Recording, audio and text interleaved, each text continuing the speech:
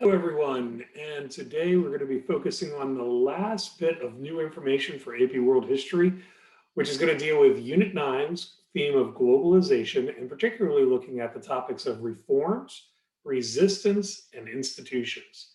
And then we would have covered all the content of AP World History in these YouTube videos. So if you've been watching all of them, I'm really quite impressed. I haven't watched a single one of them. I can't stand hearing myself. So here we go. So the first thing is calls for reforms and responses to globalization. So one response or focus on reform is the focus on human rights. And the United Nations is going to issue what's called the Universal Declaration of Human Rights, which basically says that all human beings are entitled to basic rights, regardless of religion or ethnic background or nationality. And this focus is going to be on the idea that countries, all countries, have to respect the rights of individual human beings. And the second one is the International Court of Justice. Now, you'll notice that I had it as number three. I meant to put that as number two. So ignore the fact that there's no two.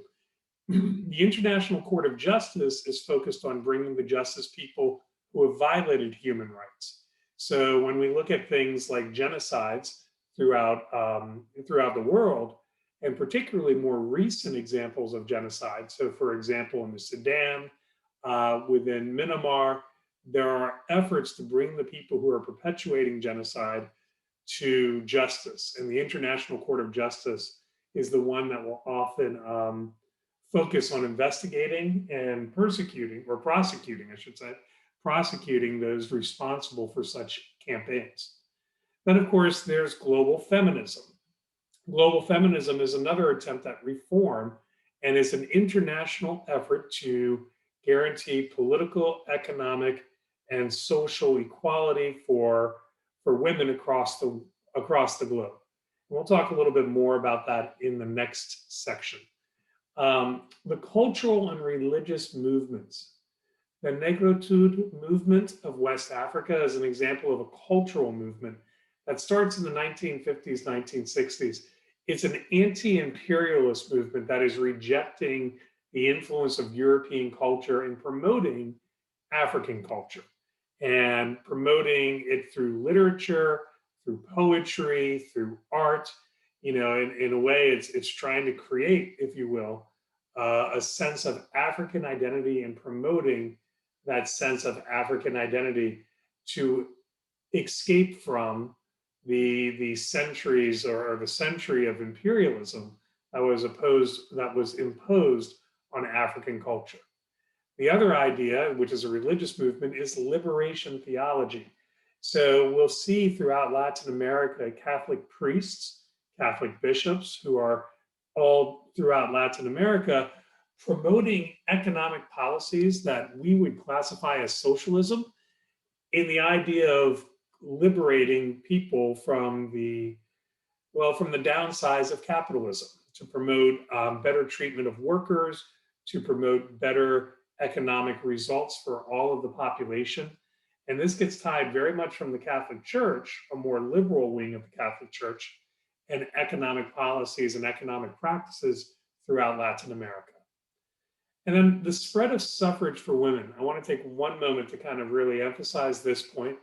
If you remember from previous units, the idea is that women are getting the right to vote in right around after World War I.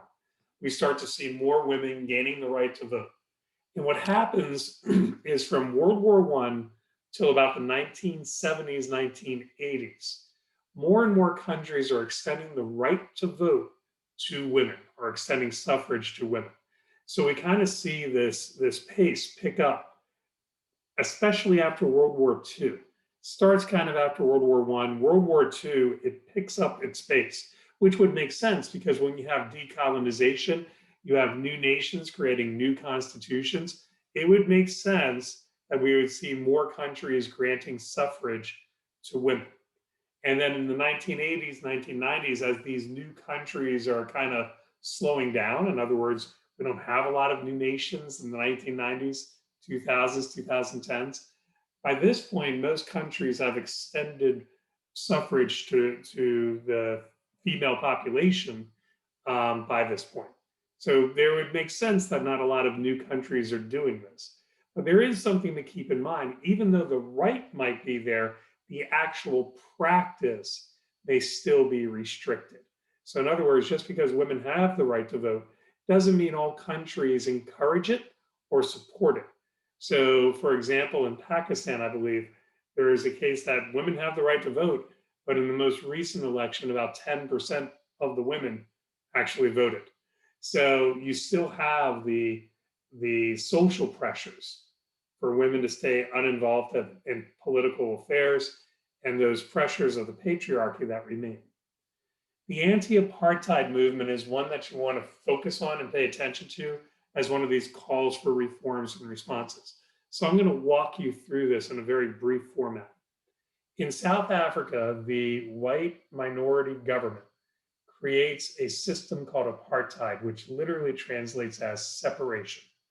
And what this group of African leaders do is they create a social situation where the Black African population is separated from the white population.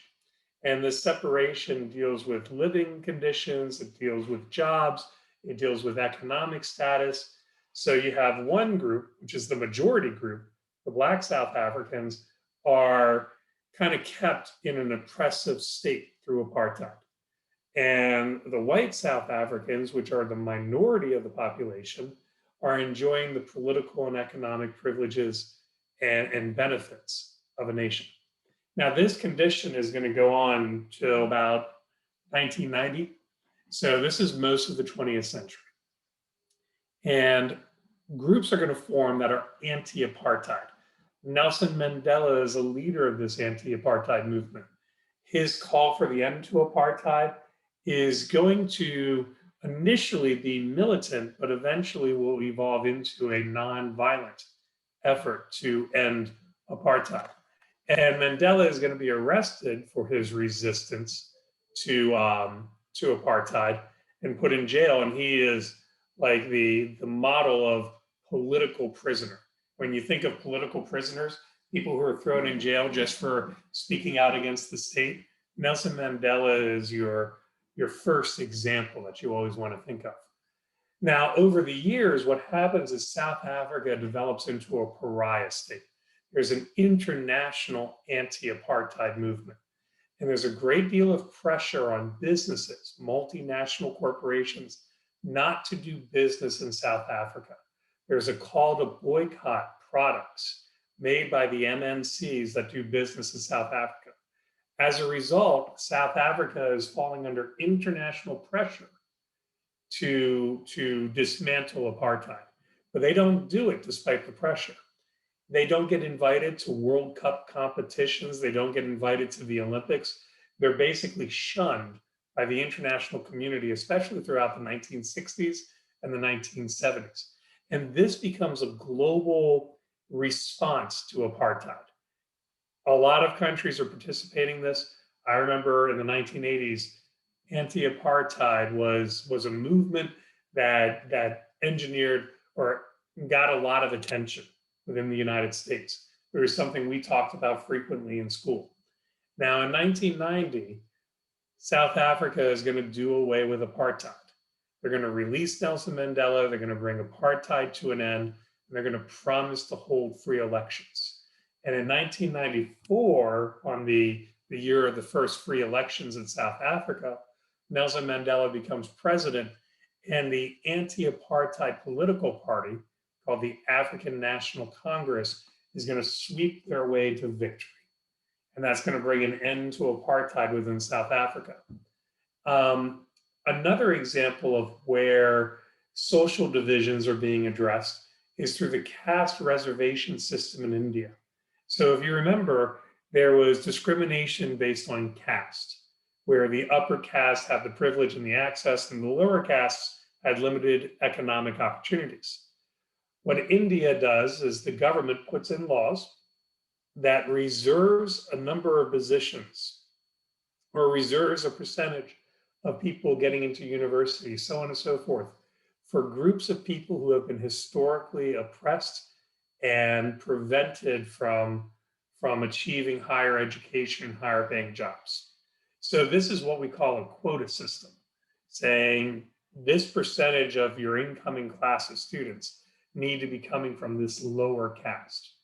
And it's an effort, even though the caste system is illegal in India, there's an acknowledgement that discrimination on caste basis is still going on.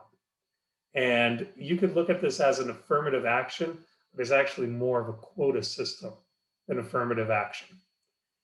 And then we have the repression of human rights by the Chinese Communist Party. So we've been talking so far about this push for human rights, international cultural movements, international religious movements, and they all kind of are built around this idea of making the world more just and more fair for more people.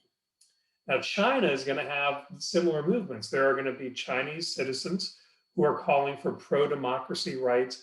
They're calling for reforms of the Chinese Communist Party. They're calling for free speech, free press. Hong Kong has had a series of protests recently against the Chinese government. And the Chinese government usually answers these forms of resistance with suppression, political suppression, and military suppression. So in 1989, the Tiananmen Square protests that are pro-democracy, peaceful protests, ends up in the Chinese government brutally suppressing the people with tanks and with machine guns. And it becomes a bloodbath. We call this the Tiananmen Square massacres. And in 1989, in a way, China was confronted with a choice. Do they continue the reforms they put into place economically and extend that politically? Or does the Communist Party put the clamps down in order to maintain its power? And obviously, the Chinese Communist Party chose the latter. They chose to stay in power as an authoritarian party and suppress people's human rights. And then, ongoing, there are tensions with ethnic minorities. So again, if you remember with China, China is not one ethnic group. The largest ethnic group of China are the Han Chinese. But if you remember back to the Qing Empire or the Manchu Empire, when the Qing Empire expanded its borders, it brought other ethnicities into China's control. And so now, 100, 150 years later, these ethnic minorities are raising objections to the way they're treated by the Chinese government.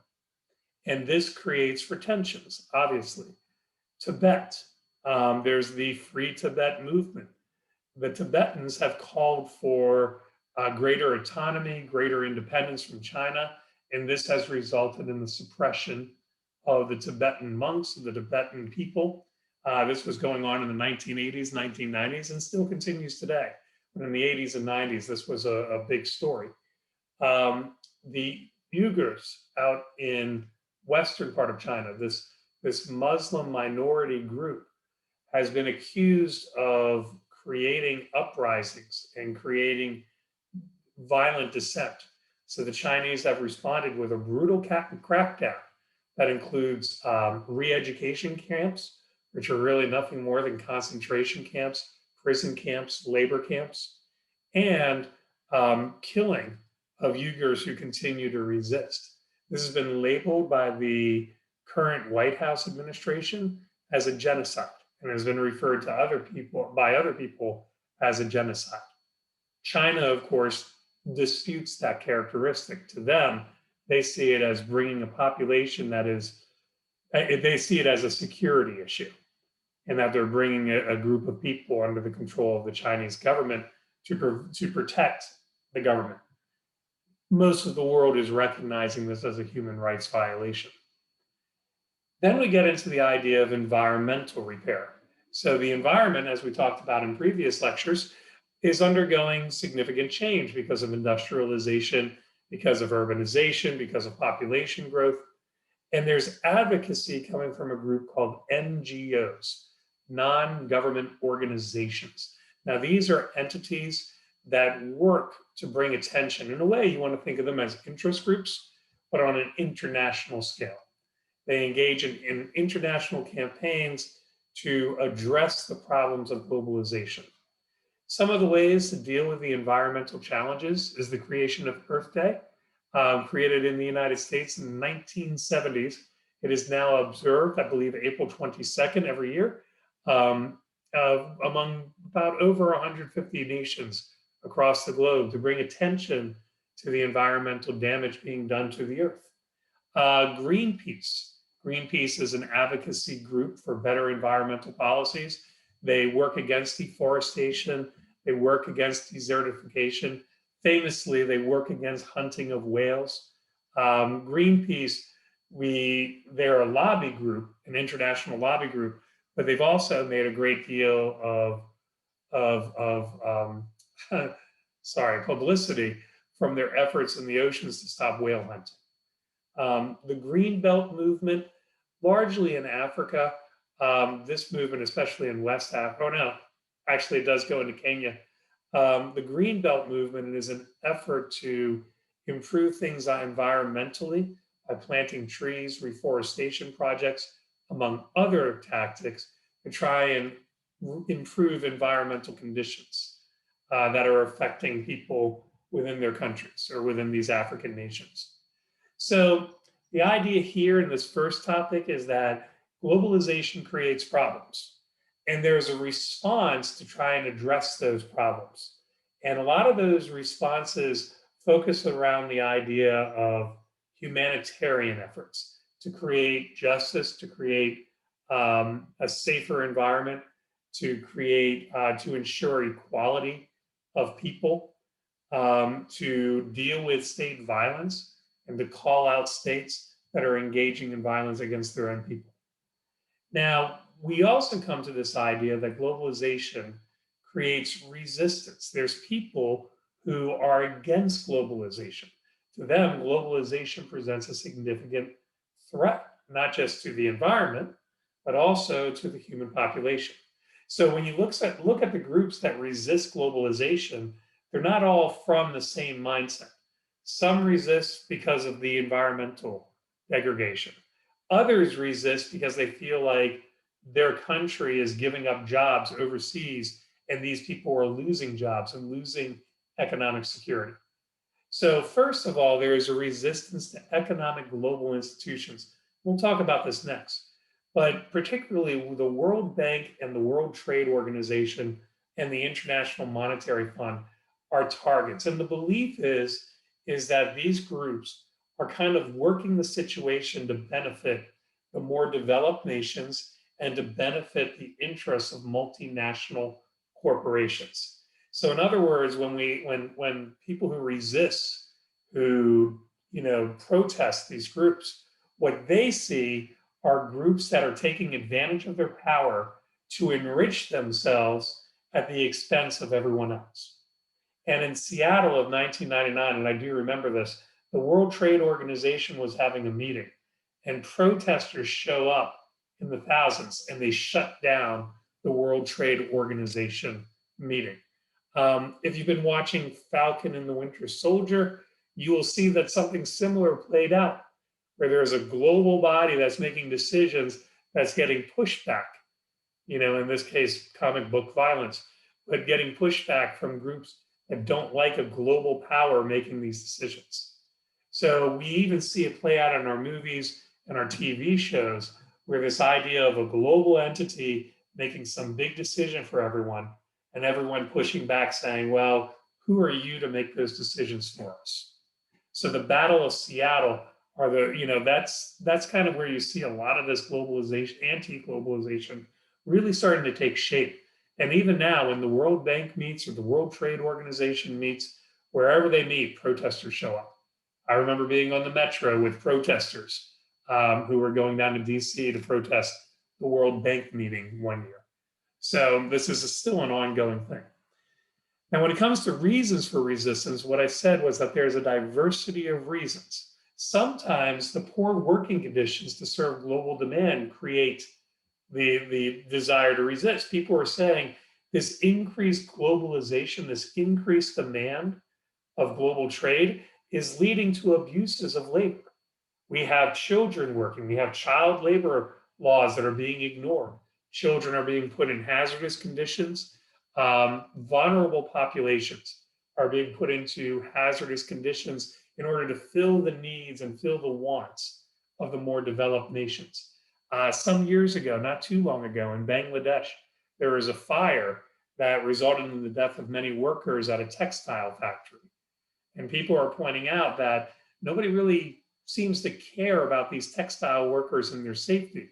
They just want their shirts, they just want to buy their cheap goods. So sometimes that's a reason for resistance. Another motivation for the resistance is the environmental damage. And that's, I've already talked about that. So groups like Greenpeace, green parties that are advocating for environmental protections, they see the increased manufacturing on a global scale and the increased use of fossil fuels to be an existential threat to the human race, not just to one country or another, but they see the environmental damage and they're saying that this needs, globalization is causing this, therefore globalization needs to be either pulled back, regulated, tempered, whatever. And then lastly are perceptions that globalization creates a threat to national sovereignty. And this is where we come back to our good old friend nationalism. So this idea that my country should be concerned about my problems and that my country should, preserve our unique identity, whatever that cultural or social identity is. There's many countries who feel that this international movement is compromising the national identity and the national sovereignty or the national autonomy of those particular nations. So I'm going to give you two examples of this. One is the rejection of the EU Constitution. Actually, let me back up. If you remember from US history, you may not, there was a treaty called the Treaty of Versailles. And the Treaty of Versailles created the League of Nations.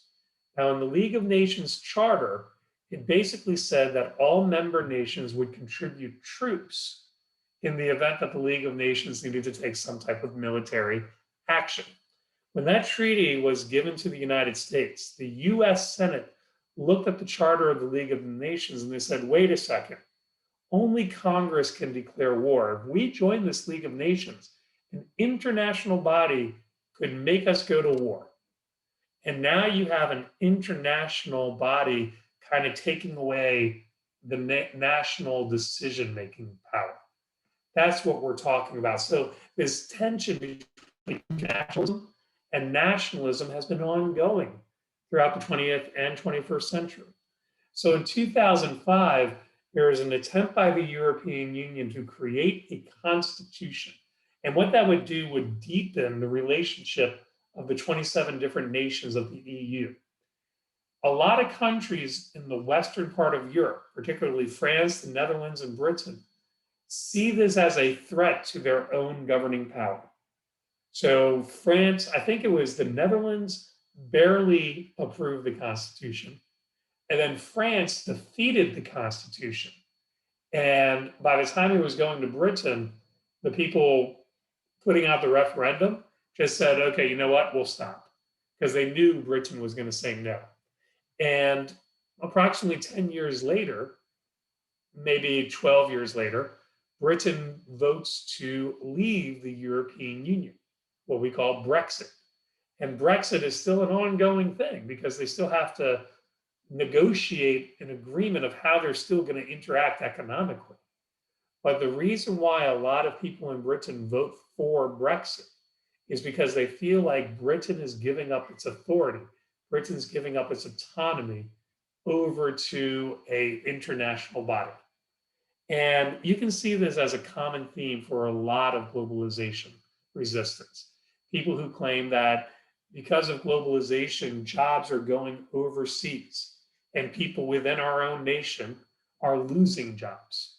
And that brings me to the economic resistance. So people who resist globalization based on economics tend to focus on the effects globalization has on small businesses and individuals. Small businesses, mom and pop businesses, local businesses are being driven out of business because of MNCs. So when MNCs show up, they come to dominate. And so for some people, they see this as an economic issue. Other people see it as a cultural issue because in a sense, the American culture most of the time, but the Western culture is kind of suffocating and driving out local cultural values and local cultural beliefs. And that Americanization can sometimes lead to resistance to globalization. But the other thing is that in France, a couple of years ago, we had the Yellow Jacket movement. Now, I don't know if this is still going on, but in France, by law, every car needs to have those yellow reflective jackets that you see construction workers use. Sometimes you see runners and cross guards and, these yellow jackets that are reflective so that you can see people who are on the road. And the idea is that every car has one of these jackets. And if you have a flat tire, you get out, and while you're changing the tire, you put on the jacket for safety. So it's really a call for help. And, it's saying, I'm in distress, I need help. So with globalization and France losing jobs and kind of this idea that the job market is becoming stagnant, there was a lot of people, particularly from the working class, who had lost work. Electricians, people who, you know, didn't go to a college necessarily. They worked with their hands. They had a knowledge and a set of skills, but they feel like they're being undersold by foreign competition because of the EU. And they start protests and they put on those yellow jackets to say to France, we're in distress. This class of people, this income group is suffering because of globalization, and our government doesn't seem to care. And that was an ongoing thing in 2018 and 2019. And of course, there's also debate or there's also resistance to the World Bank and the International Monetary Fund. So the idea is that the World Bank hands out loans, as does the International Monetary Fund, to nations. But these groups, the accusation is that these groups say, okay, now that you have our money, you have to meet the following conditions. You have to build roads, you have to build bridges, you have to build dams. And we would say, hey, this is good stuff. But other people would say, well, you're building roads, you're adding cars to the streets. And really the people aren't benefiting. The MNCs now have these roads that they can ship trucks back and forth on, which is contributing to environmental policies. So the criticism is that these international economic organizations are just taking advantage of their money to influence and to kind of make underdeveloped nations do their bidding because those nations are so desperate for the funding. And then lastly, the role of social media. Of course, social media, Facebook, Twitter especially, they allow for coordination of these international movements. So these international movements have a way of coordinating in very real time. Take, for example, in 2017, there was a women's march in Washington, D.C. About 500,000 women showed up at this march. But it wasn't just happening in Washington, D.C. All across the globe, women were turning out to show solidarity and to protest the conditions of women and the treatment of women in different parts of the world. That was coordinated through social media. But while these reform groups use social media to coordinate, governments also engage in censorship of social media. So, for example, Communist China, the Communist Party has cracked down on Twitter and Facebook, making them illegal. And instead, and I believe the English version is WeChat, but Weibo becomes the platform that the government approves of. And of course, what the government is doing is they're saying, look, you can have your social media, but we're going to monitor it to make sure there's nothing too inflammatory that could upset the political and economic order. So this becomes a way of censoring social media and to cut down on the ability for resistors to coordinate. Other governments, such as Saudi Arabia, will use social media to attack groups, to spread misinformation, to create a negative perception of these reformist groups and to paint them as extremists and as terrorists, as threats to the order of the day. And so that idea that the government is getting more and more involved in how social media works shows a change over the past 10 years. Last thing, a very last topic, international institutions. So throughout this whole unit, I've been mentioning international groups. One group is the United Nations. In World War II, we had the most devastating war we've ever seen. And the United Nations is born as an effort to prevent such a war from happening again. So initially, the United Nations forms with a Security Council: China, Britain, France, the United States, and the Soviet Union. And those five countries are going to form the permanent nations of the Security Council. And then there will be another seven nations that rotate through the through the Security Council. And then you have your General Assembly, which is representatives from all countries of the world. So, this United Nations, in terms of goals, one of the goals is to protect and promote human rights. So, what's interesting is that the United Nations promotes the proper treatment of human rights. But then we get situations like today in China, for example, in communist China, where the Uyghur Muslims are going through what people have identified as a genocide. And yet, because China has that position on the Security Council along with Russia, they block UN efforts to try and address the situation. Peacekeeping missions has become an increasing role of the UN over the decades. So, particularly in the 1990s, we see peacekeeping missions pick up in pace. The most famous of which I know of is the Balkans, where you have the breakup of Yugoslavia in the 1990s, and you have fighting between the ethnic groups of Yugoslavia, particularly between the Serbs and the Croatians. And the Bosnian Muslims who live in Bosnia and Herzegovina become targeted for a genocide by the Serbians or by the Serbian government. And at some point, there's an effort to try and intervene in those civil wars. And the UN are going to contribute soldiers and peacekeepers to try and keep the war from escalating and actually to enforce ceasefires. And this is becoming an increasing role of the United Nations. And another goal is protecting refugees. There's hundreds of thousands, if not millions, of refugees across the globe today. So the refugees become the United Nations seeks to provide relief for them and protection for the refugee population, which is a vulnerable population. Now we get to another group called NGOs, non-government organizations. That's the definition. So these are organizations that usually have a narrow focus. They have a narrow purpose. So they work to address a problem within the world. Some of these NGOs involve financial institutions such as the World Bank and the International Monetary Fund. The World Bank seeks to give out loans to countries in order to help them build up their infrastructure, in order for them to modernize and to deal with economic or lack of economic development.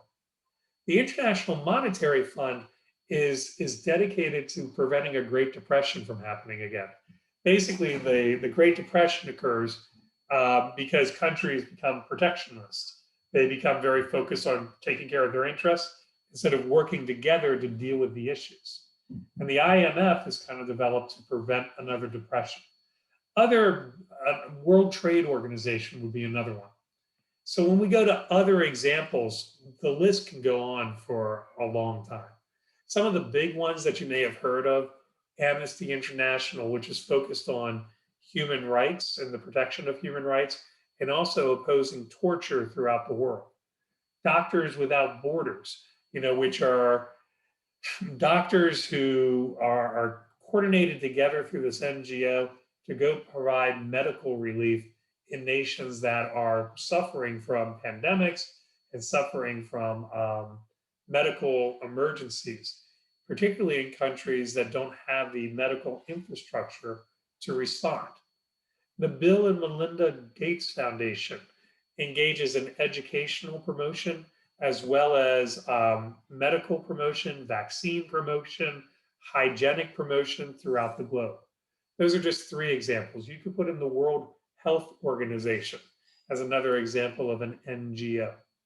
And then lastly, I just want to mention the International Committee of the Red Cross. That has a special status. That isn't really like the United Nations and is not an NGO. But the International Committee of the Red Cross is recognized as a institution that is charged with responding to disasters and also protecting the welfare of prisoners of war, as well as civilians who are caught in the middle of wars. And the International Committee of the Red Cross is kind of an enforcer of international rules of war to make sure that prisoners of war are properly treated, that they are not experimented on medically, or that they're not experimented on, basically. And if you've ever heard of a thing called the Geneva Accords, the Geneva Accords are a series of protections that nations who have signed the Geneva Accords agree to extend to prisoners of war. And the Geneva Accords grows out of the war atrocities of World War II, particularly.